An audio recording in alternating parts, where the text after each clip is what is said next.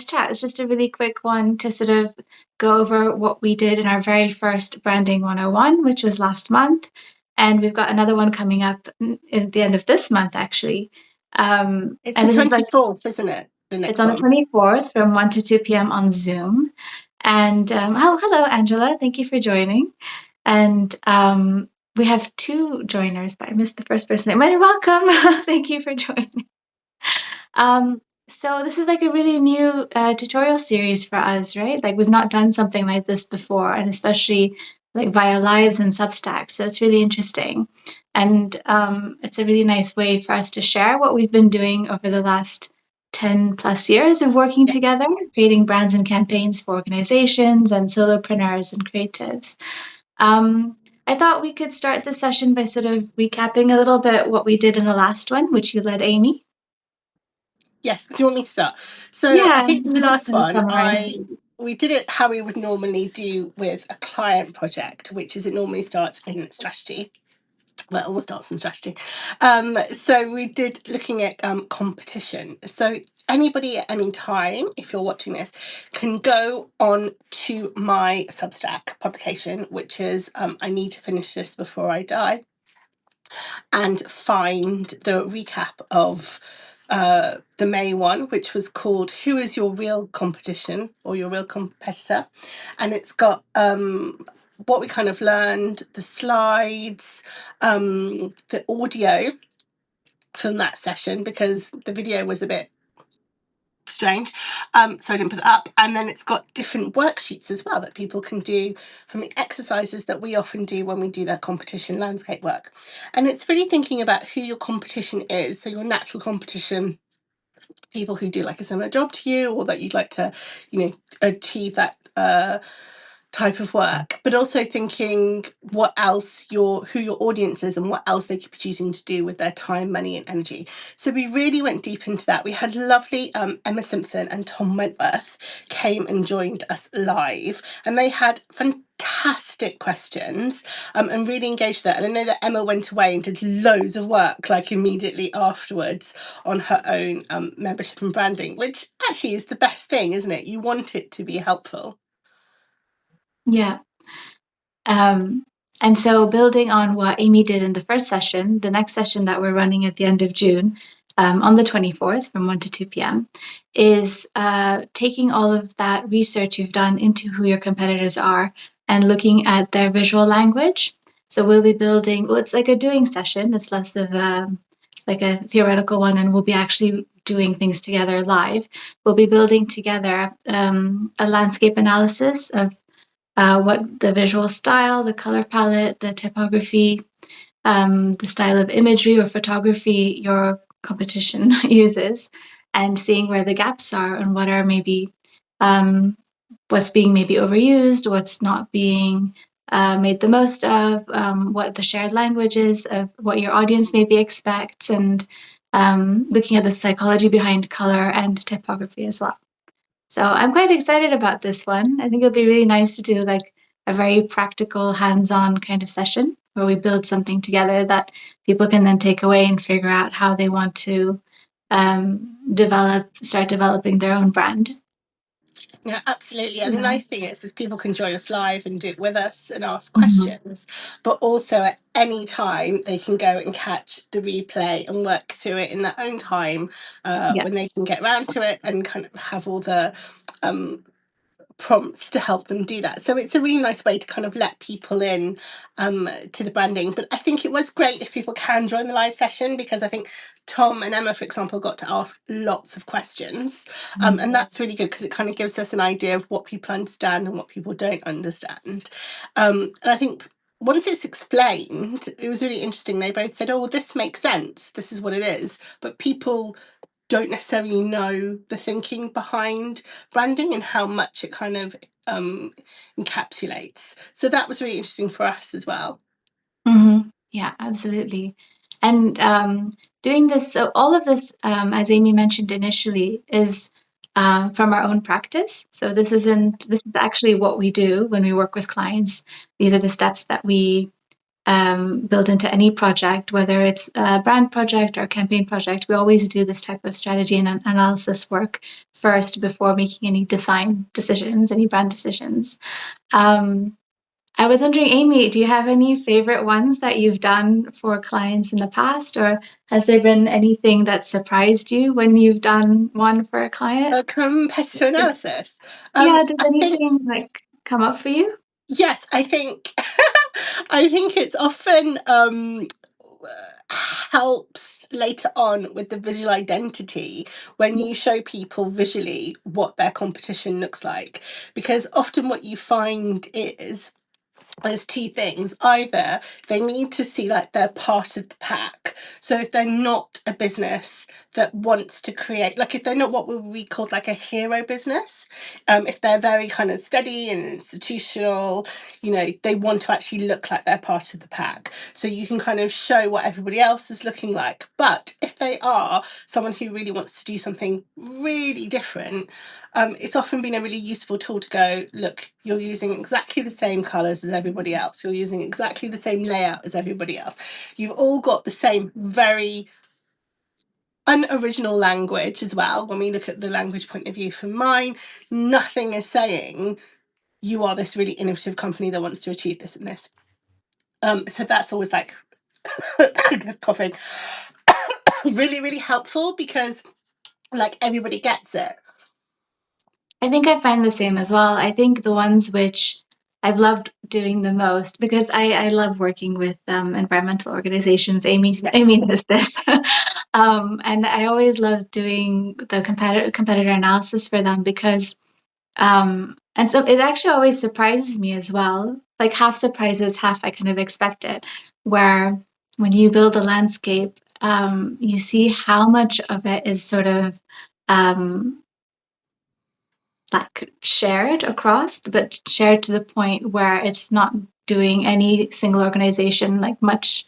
Um, it's not really helping them stand out. Like it's really sort of, as Amy said, very repeated across the different organizations. And then um, it's quite interesting, like how we can then see what the gap is. And the gap is often, well, what I've noticed is that it's not speaking to the emotional need of the audience that they really want to engage with. It's just sort of speaking to the funder's need or speaking to, um, yeah. So that's always been really interesting. And then trying to figure out how they can sort of bring a bit of magic back into their branding because they need to connect emotionally with audiences has been really fun. I think I've enjoyed that the most from the ones that we've built. Are you okay?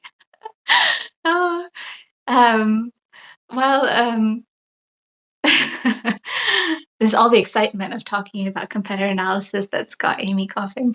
But yeah, if you've got any questions about what we'll be doing on the 24th, or if generally if you have any questions about branding, let us know in the comments. We'd be really happy to answer them for you on this call. Um, so what you can expect from the session in June is it's a Zoom registration link. It's not going to be on Substack, and the Zoom link is on my Substack post. But yeah, just register there. It's completely free, and you'll be sent the Zoom meeting link a little bit before the event starts. Um, so we'll all sign in. We'll sort of check in, arrive, and we'll sort of get straight into doing stuff. So bring with you a notebook and a pen. And if you have a software that allows you to upload images into it, like Microsoft Word or even PowerPoint or Google Slides, anything that allows you to copy and paste images in, we'll be using that to build your landscape together. What else will you need? And bring your questions, because we always love having questions. Yeah, and if there's anything you need to know beforehand as well, feel free to email or message Amy or myself. Um, yeah, are you okay? Are you back with us? I'm so sorry. I think Right. it's just rained. I think it's all the pollen. I'm so sorry. Mhm. I think yeah, everyone's suffering at the moment. I think we've done this work with clients as well. Often maybe some of their hallmarks are really missing from their branding. So I think like can you expand this for me? But I think often the things that make them, like you were saying, the emotional stuff, the psychological stuff, the real stuff that's going to create a connection, has kind of got lost because it was probably designed through governance. Can you Mhm. speak to that for me? Yeah. So I think when you have like a lot of stakeholders, and you're building a visual identity, it's quite common a little bit to do design by committee, not intentionally, but just because that's how that structure works. And you have all these different people that you have to make sure are happy with it and are on board with it and feel like they own it. Like ownership is really, really important when we work with clients, which is why we're really big on like co-creation, right, and co-production. Like we always build in their opportunities for them to really input and do some of the work with us as at different steps, at different stages, as much as possible. Um, but then what happens, as you can expect, is when everybody has a say in something, um, it doesn't maybe always fulfill what your audience needs to get from it. And that's who ultimately you're building your brand for. Like even as a designer, a solo designer, and Amy as a writer, and like we like certain things, but when we're putting our own branding together, we have to kind of put that to one side to some extent and really think about what it is that our audience wants to get out of engaging with us. Yeah, Do and you I have- think audience is so important because so many people will be like everyone, or even if it's segmented, it's quite general. And I think one of the things that came out actually, you can expand on it for me, in our chat with Tom and Emma when they were on the call last time, was my thing that I like to do, which is called like guerrilla market testing. With the research that actually we spend a lot of time. Well, I spend a lot of time interviewing people and talking to people to really get that kind of idea. And Divya, on her side, does these incredible concepts and mood boards, where often what you've done is taken a lot of stuff that's already pre-existing for some clients if they've been around for a long time, and collaged it together to show how the impact it makes. And they're always so delighted and so surprised when you do that. Could you explain how that kind of works? Yeah, I think it's easy because if you do, I think it's easy to miss the impact of something when it's something that you're doing day in, day out. So just having a visual collage of um, what's been produced or sort of the direction that people have like the evolution of where something has started and where it's ended up is always really powerful to see, and sort of reinforces um, the values, right, and the messaging that they're trying to communicate to their audiences. And actually, that's a really good benchmark, something to not benchmark is not the right word, but something to cross reference against. Always having your values and always having what it is that you're offering against everything that you're producing is a really good way to keep checking that it's aligned and it's actually going to be effective. Oh, I mentioned this to Amy before I started the live. I've not been super organized, and my battery is actually starting to die. But so maybe this is a good point in which to. It's been a really short live, but hopefully it's been a useful one. So maybe I don't know if you have any sort of closing things you'd like to say, Amy, and then we can. Yes. Yeah.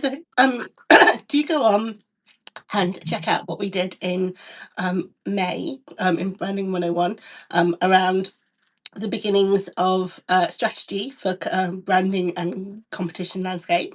Div is going to be picking up on the next stage. And where this really it's so funny, it's such a kind of connective process that we're all always doing simultaneously. Mhm. But obviously we wanted to make these bite size and not too overwhelming, but it will be touching, and we'll have to do separate ones on values and audience and proposition, because they all really tie in together at this it's technically, for an agency, it's called the scoping stage, isn't it? Where we're doing like a lot of Mhm. desperate research, a lot of chatting, a lot of ideas, a lot of exploration. It's really, really fun. But it does move constantly between like research, strategy, and creative, doesn't it? Whereas the next phase is like predominantly creative that comes after this, and we move into creating brand language and visual identity. So hopefully, I mean, even myself, I revisit these principles all the time, even though I know them inside out, because it helps stimulate new ideas. So you never go, oh, well, I know how that works. Every project that we work on, you always go back to these, they're foundation principles. And all creatives and brand strategists have to do this, because if you start taking it for granted, you miss what makes that brand really special. You have to see it every time, almost like a new relationship or a new friend, where you're really trying to get under the skin of what something is, because you need to bring energy and excitement to it. And I think when it's your own brand, that's why doing this fairly, I don't know, like maybe like every 2 years or so, I would probably say, like we call it brand refresh. It's really helpful because you change, things evolve, and you need a brand that evolves with you. And the other thing that I think really came out in our conversation last time was how I think it depends on your personality, but for me, I think that this work, it's about branding is all about consistency. This is true. But it is not about rigidity because Mhm. that really kills creativity. So you have like brand principles, which we would normally put in guidelines or a playbook that gives the kind of basic rules, the do's, do's and don'ts of like branding. But what you really need, I think, is like a rhythm to do this work. So particularly if you're building your own brand, it's quite a lot to get your head round, and you do need consistency, you do need practice, you need to take risks, you need to test things out. But I think what was really nice, we were talking to people how you find a rhythm of doing that work, because just in your own life, like for me, I mean, this is probably a bit woo woo, and you know this about me, like I would try and avoid, for example, doing really huge creative pitches where I have to be on stage and full of energy if my period is due. Like I just wouldn't, I would just absolutely try and avoid that. I mean, sometimes you just have to get on with it. But for me, that's a very reflective time. So even I don't know if I don't tell clients this, obviously, and sometimes it doesn't always work. But thinking about when you are more reflective, like in your cycles or in your own life or even different times of year. Like now is spring is summer, and it's a great time for like energy and new ideas and creativity. And it's really, I also think, seasonally interesting to use when then we go into the longer days and the darker days and things, just to naturally use that for reflection and thinking about where you want to take things. So obviously it completely depends on your own personality. If that sounds bleh, don't do it that way. Do a more strategic, like, you know, businessy type of way. But if you're somebody who naturally leans into kind of cycles or seasons or things like that, I think you just sort of build it into that part of the rhythm of your life in the building of your business and your brand. Does that make sense to you, Divya? Do I sound bonkers now? No, I think I work that either way as well, and I think actually we should normalize some of this. Like I think it's perfectly normal for women who have fluctuating hormones to feel energetic at one point in their cycle, and then a little bit calmer or like just needing to rest when they're towards the end of their cycle. I think that's completely normal, and we Yeah, should, people should know more about it and should be okay with it. Um, but no, that makes sense. And yeah, I'd also just like add as a closing to that especially when you're doing your own brand, it's hard for it to ever feel finished, and that's it's never okay. finished. And I think it's just about treating it as well. We're all doing this because we love what we do, but also it's a business, right? So we do need the brand to be effective. But I think always waiting for it to be finished and perfect, we'd be waiting forever. So also treating it a little bit like a playful experiment helps. Helps just get things out and testing it and seeing what works and getting that sort of feedback and real time data about what's working and what's not working to then do the next iteration. And the reason that these are all bite sized tutorials as well is because after each tutorial, that's like a little chunk of strategy or a little chunk of design that you could go away and test and actually get some feedback on and then revise if needed. It's not a whole big brand in one go, which feels really scary when you've invested so much time in like producing a kind of a finished thing. To then have to revise it feels a lot more daunting. Whereas if you're just doing it like little chunk at a time, it's a lot more enjoyable and manageable. And hopefully, as we're doing this, we'll create a little cohort of people who are maybe doing this together and who can sort of feed back to each other, or at least be aware that we're all on this journey of building this brand. So that'd be quite nice. It'll be lovely. And it's really nice to kind of share. I think also the way that we do it, it is how it's done within the industry. But because we've worked together for such a long time, I think we have our own way of doing things that are unique to us. I think that's also Mhm. why clients come back to us again and again, because there is that trust. There is that kind of like we really think into the psychology of the audience and the brand, but also the people delivering the brand. So Mhm. often people are like, oh, I want this and I want it next month. And we're like, well, we could deliver it for you next month, but are you ready to deliver this next month? And it's really interesting because branding does require you to ask quite big questions of yourself. You also need the time to have that reflection. It's not like you can just sit down and knock it all out in one go. You can't. Like really good brands have a lot of thought put into them, but then the way that they are received is not complex. But that Yeah. takes an awful lot of work to make something really complex, really lovely and simple and gorgeous to receive, doesn't it? And that's the goal of good design to what was it? To take to The goal of design is to take away what's necessary until there can be nothing left to take away. Gosh, I really botched up that quote, but something like that. Um, so on that on that botched note, do come to the next Branding 101. It's on the 24th of June. It'll be a design focused, hands-on doing session where we'll build together a visual landscape, a visual competitor landscape. So And come prepared to do stuff. Divya, also quickly mention what you're also offering as well to do with people, because I did it Oh, with you a couple of weeks ago and it was so helpful. You mean the Zoom thing? Yes. Yes. Okay. Yes. As you can see, I'm not very good at this stuff yet, but thank you, Amy, for the reminder. So basically, I'm also offering a Let's Get It Done co-working Zoom. So if at any point after these branding tutorials you want a little bit of extra support, and or design I offer these 1 hour Zooms. They're really short, focused sessions where you tell me what design needs you have, and we work through them together and just get them done. And you can find that on my Substack as well. And you were great. Like I haven't posted it yet and I will do. We were looking at, so you might know that I do these 15-minute daily writing bursts on Substack Live, and Divya was helping me do the artwork for them, and she did. It was so helpful. We just had an hour. I'm very difficult to work with when it comes to design because it's not my thing, is it? So my attention span is difficult because it's like, we were on Canva, so we used Canva. Divya took me into Canva. My Canva wasn't even open on my laptop because I do it all on my phone on the hop, which is not how you should do it. You should go in on your laptop and do it properly.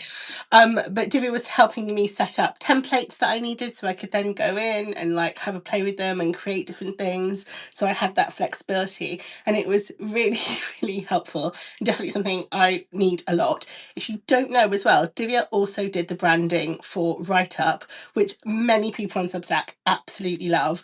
And it's gorgeous. And I think one of the reasons actually Write Up has become a brand very fast, and I think that's also because it's got really lovely design, which you did in a really, like, you put thought into it. But in terms of execution of what we would typically do for a campaign, it's probably the most basic in terms of Mhm. tools, isn't it? In terms of Mhm. assets. But it's really recognizable. Before your phone runs out, what were the key things that you really brought into thinking about getting those things in place for an identity like Write Up? Yeah, I think we were really thinking about the benefits and the transformation that Write Up would offer, right? So rather than thinking about just what might visually translate, as in sometimes I think it's easy to think of branding as what the visual proposition what the value proposition translates into visually. So to think of brand as an illustration of your value proposition. But actually a brand is a lot stronger when it's more of a reflection, a visual reflection of the benefit or the transformation that you want your brand to create for people. And I think that's what we managed to do really well for Write Up, with actually in a really short time frame, Yeah, and with limited so tools, as sure. I mentioned. Yeah, it was a really tight deadline, but we really focused on the social, the the community aspect of Write Up. So what Write Up would do for people in terms of bringing people together around a shared ambition, or around a shared desire to be part of a platform. So they had the social aspect. It had that sort of performance aspect, because it's about speaking and it's about being on a stage or about showcasing in some way, and also related to the social, and the platform was the gradient that we brought into it. The gradient was really helpful in sort of conveying um, a movement, a kind of like a shift from where you are now to where you want to be, but also being on stage, being under those lights, being in front of an You had the audience. sound wave, didn't you, as well? Yeah, yeah. So we really But focused on the benefits and the transformation rather than illustrating what but the it offer was. doesn't look complicated when you look at it. It looks like it's not like loads of things competing with each other. You've really made it balance, so it feels Mm. like one cohesive thing. Whereas I think what happens to me when I try and do design on Canva is I just throw everything at it, and it's really hard to kind of like integrate it. So that work with you to really think about layout, how much space to leave, what to kind of have at the forefront and in the background, so everything isn't kind of shouting and competing, is so helpful. Yeah. You go and do your Well, phone charge. I'm at 2%. So I just while you finished that really nicely, let's end this. Otherwise, I'm going to lose this lovely discussion. Thank you, Amy. Thank you, everyone who Thank you, joined. Amy. See Sorry you about my soon. cough. Bye.